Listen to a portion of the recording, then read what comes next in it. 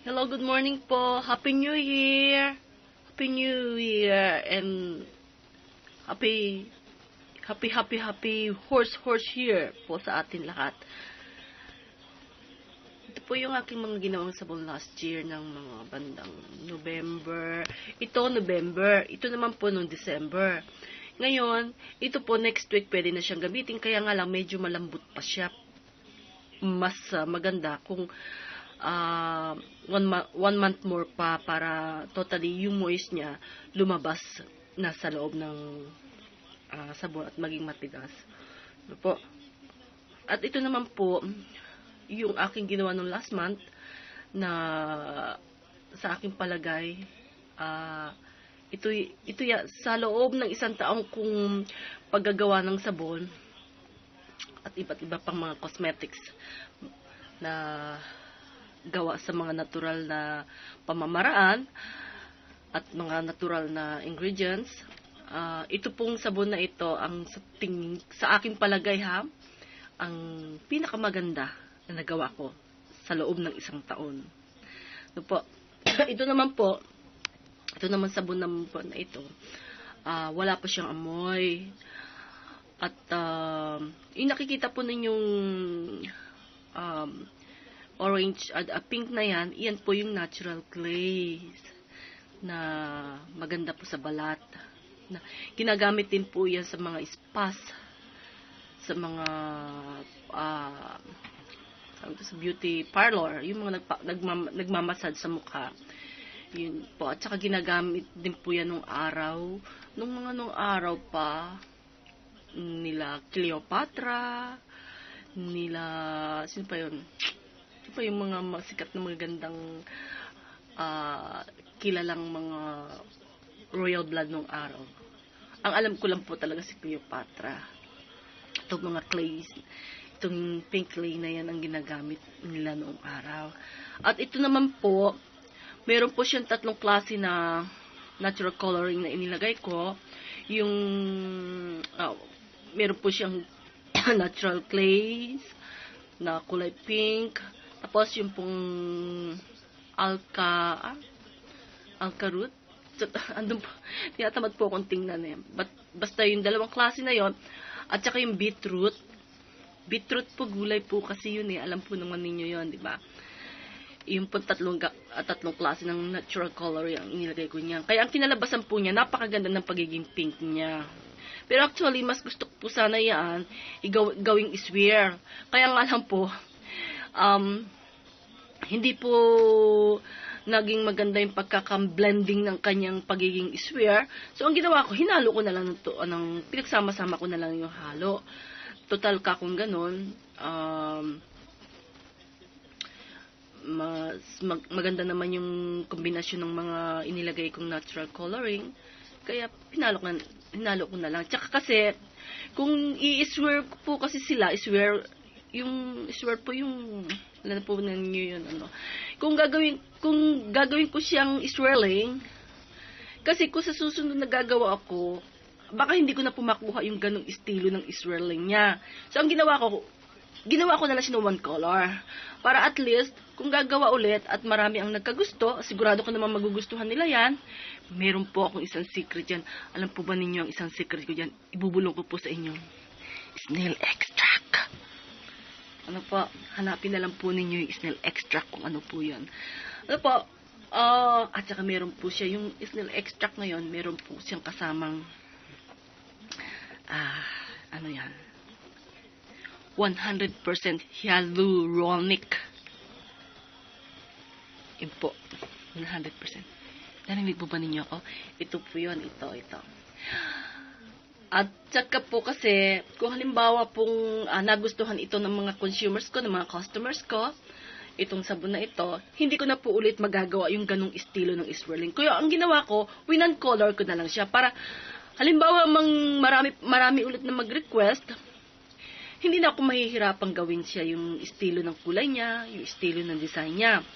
Kasi isang kulay na lang siya. At saka ayaw ko po kasi mag-i-swirl ng sabon. Kung halimbawa ilalagay ko po siya sa market, ayaw ko pang mag-swirl. Kasi Sa pangalawang paggawa po, hindi ko na makukuha yung ganung design. Mahirap po ulit gawin kasi nga handmade nga po kasi kami. So, ang swirling ko po is, kung mag-swirl lang po ako, one color. Para at least, kung halimbawa mang hindi makuha yung unang ganung estilo, yung pangalawa, dahil one color lang naman ang kinumbine doon sa original color niya, hindi po mahirap gawin. Ayan, ito po sila ngayon.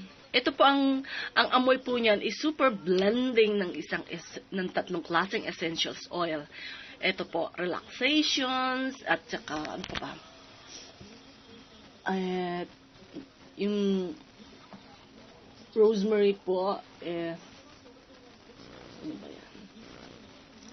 Relaxations, at saka rosemary, at saka harmony.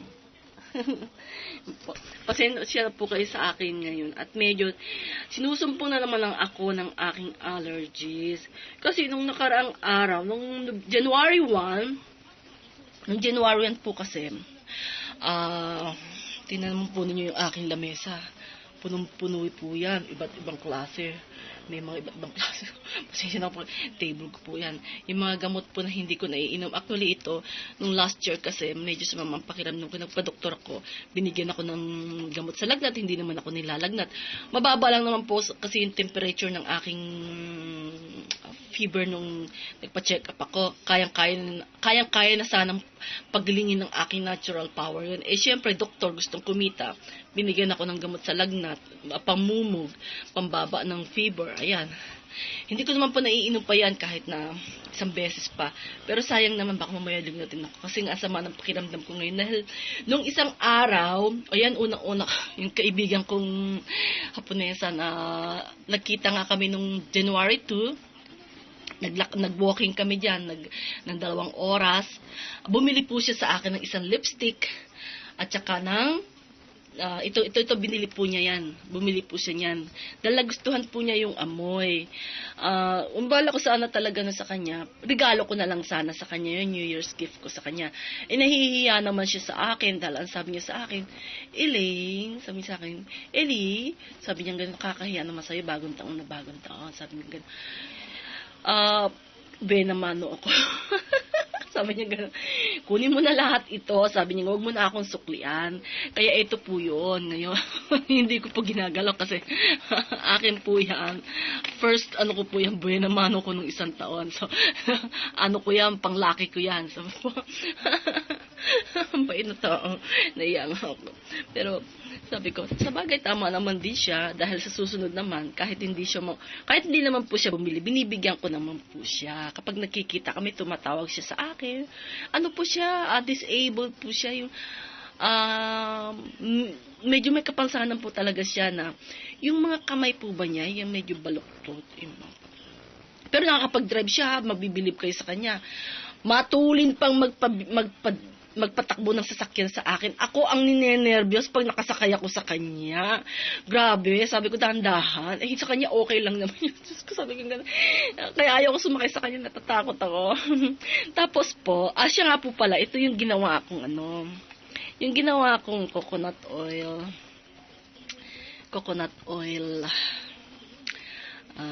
body lotion. Ito po, maganda po yan.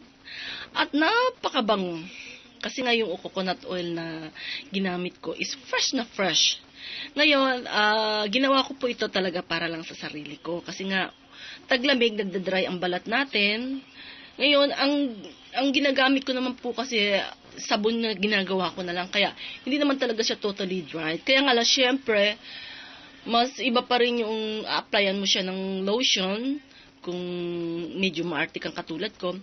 Kaya ang ginawa ko, ayaw ko naman po nang binibili na sa labas dahil lalo nanunuyo ang balat ko, hindi ko alam. Tsaka dried ang balat ko, yung para bang merong puting linya yan, dried nga, gano'n. Kaya nung isa kong kababayan natin dito na nagtitinda siya ng mga kakanin, gumawa siya ng latik. Meron yatang sobra-sobra yung coconut oil na galing sa latik. namimigay siya. Sabi ko, pengi akong konti. Bigyan niya ako ng konti. Ang umpisa nga nun, tinititigan ko lang. Kasi, wala rin naman pa po akong time maggagawa ng mga kung ano-ano. No? Nung tamang bakasyon nga rito, ang haba ng oras, walang ginagawa. Naisipan kong gawin siya dahil yung ginagamit ko sa katawan is ginagamit ko rin po sa mukha ko. Ito po siya. Nilagyan ko po siya ng secret yan, kaya gumanda siya lalo. And then, yun nga po, sabi ko mauubos na siya. Nakatambak lang naman yung coconut oil na binigay sa akin ng kababayan. Ngayon, ang ginawa ko, total wala naman akong ginagawa. Ginawa ko na siyang coconut lotion. At ang ganda po ng kinalabasan niya. Tingnan niyo yung balat ko. Kasi nga, maliban sa coconut oil, marami pa akong mga inilagay dyan na hindi ko nababanggitin sa inyo kasi baka mamaya gayahin ako. Yung mga formulations ko po na yon is only my ideas na talagang ginagamit sa balat. And talagang maganda siya. Ako po ang magsasabi sa inyong maganda siya. Tingnan niyo yung balat ko. Hindi po siya dry. Tingnan niyo naman po. Kinis. Diba? Kinis niyan. Tingnan niyo naman yung aking lalagyan. Marami po akong pambalot dyan. Gagawin ko rapi. Ayun yung bago niyang binigay. Ayun po. Tingnan yung balat ko. Ang kinis. Yan po yung ginagamit ko ito. Itong ginagamit ko niya. No? Pati sa mukha pwede po ito. Talagang the best. Ngayon, itong formulation kong ito, hindi ko pwedeng i-share ngayon dito dahil baka may gayahin ako. Maganda po talaga siya. Dahil yung ibang mga ingredients nito, inisip ko lang po yan talaga. The best. Okay. Maganda siya sa balat. Baka mag-click ito sa akin. Yay! Yay! Yay! Yay! I'm so happy! Silipin po natin kung anong laman niya. Sandali lang. Ito po ang hitsura niya. Medyo gamit nga siya kasi medyo yan. Uy! Super bango! Super ganda! Wala akong masabi! Hahay! Hey! Pakita ko po sa inyo. Ito po.